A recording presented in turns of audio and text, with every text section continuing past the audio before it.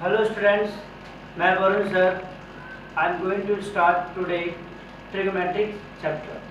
Trigonometry में देखेंगे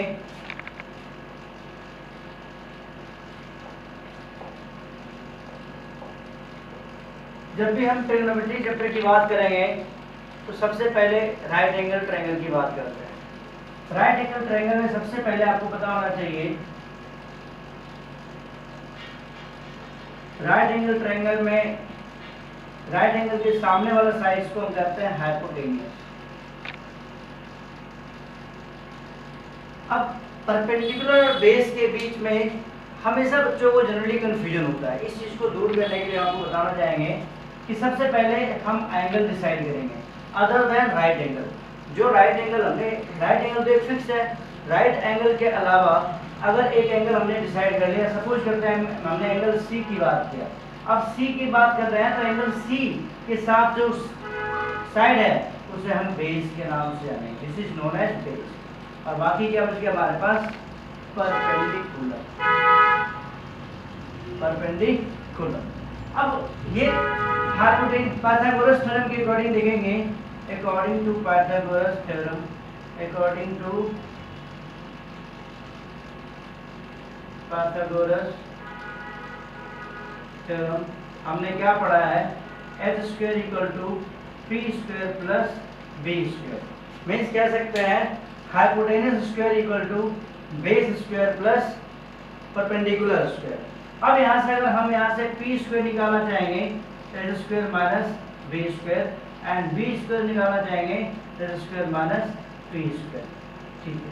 अब यहाँ से देखेंगे कि हाइपोटेनियस, बेस एंड परपेंडिकुलर के बीच में हमने रिलेशन देखा, जो कि राइट एंगल ट्रायंगल में आप प्रीवियस क्लासेस से पढ़ते आ रहे हो। 6, 7, 8 क्लास में भी हमारा इसके बारे में बताया गया है।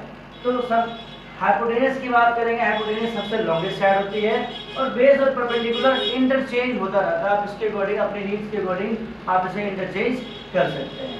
सबसे बड़ी बात आपको ये पता होना चाहिए, फॉर्मूला जो आपने बताया गया आपको, hypotenuse square equal to perpendicular square plus base square, और फिर यहाँ से आप तीन बाकी फॉर्मूला जो है आइडेंटिफाई कर सकते हैं। अब जब P B H, P perpendicular, B base and H hypotenuse, यहाँ पर H को हाइट कंसीडर नहीं करना, H यहाँ पर जो है हाइपोटेनियस के तौर पे यूटिलाइज करते हैं। अब ये तो आपका राइट एंगल ट्रायंगल का ये 3 टॉपिक है जिसके बारे में हमने पढ़ा है। ठीक है, जो कि हाइपोटेनियस, परपेंडिकुलर और बेस, ये राइट एंगल ट्रायंगल का प्रॉपर्टी है। अब बात करते हैं ट्रिग्नोमेट्रिक फंक्शन।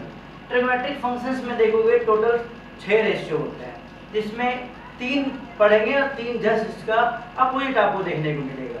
जैसे आपने देखा ट्रिग्नोमेट्रिक फंक्शंस में साइन थीटा, थीटा यहाँ पर जो है हम एंगल को रिप्रेजेंट कर रहे हैं। साइन थीटा याद रखना बच्चों कि साइन थीटा जो है, थीटा के बगैर साइन की कोई वैल्यू नहीं है। अगर थीटा है तो साइन की वैल्यू है, वरना इस साइन की थीटा के बगैर कोई वैल्यू नहीं है। तो ये चीज़ आपने ध्यान रखना है कि किसी भी ट्रिग्नोमेट्रिक फंक्शंस को एंगल के बगैर नहीं लिखना, हमेशा एंगल के साथ में लिखेंगे। एंगल, और जिस आप ये भी देखोगे राइट एंगल ट्रायंगल में जो एंगल 90 डिग्री होता है वो ट्रिग्नोमेट्रिक फंक्शंस के साथ में कभी भी उसे रिप्रेजेंट नहीं करता है। बाकी अदर देन 90 डिग्री जो आपका है, जैसे हम यहाँ पर एंगल बी को छोड़ करके ए और सी आप ले सकते थे।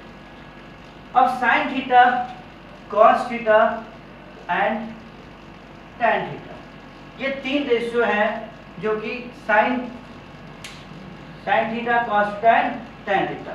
साइन का जस्ट अपोजिट जो हम पढ़ेंगे वो होता है कॉसेक थीटा।